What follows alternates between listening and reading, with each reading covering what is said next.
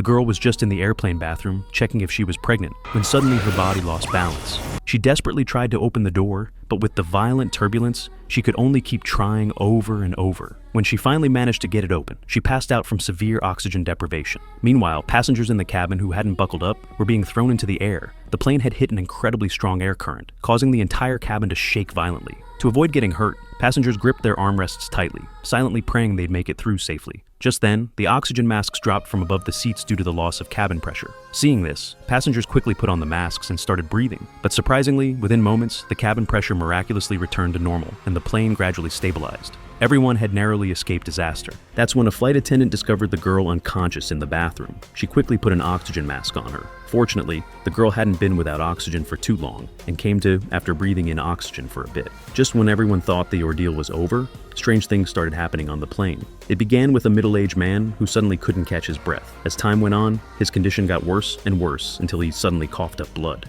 The other passengers laid him on the floor, but he'd already stopped breathing. Since they still had a while before landing, the crew had to move his body to the business class section on the upper deck, covering him with a blanket. The flight attendants had never dealt with anything like this before, so they didn't stick around long and quickly left the upper level. But as soon as they left, a young guy snuck up there. He'd noticed when the crew was moving the body that the dead man was wearing an incredibly expensive gold watch. He'd come to steal it. After removing the watch, instead of leaving immediately, he pulled out his phone and started showing off in front of the camera. That's when the corpse turned its head and stood up. The young man let out a blood-curdling scream. At the same time, a flight attendant spotted a fighter jet outside the window. Even stranger, when she went back up to check on the business class section, both the man's body and the watch thief had vanished without a trace.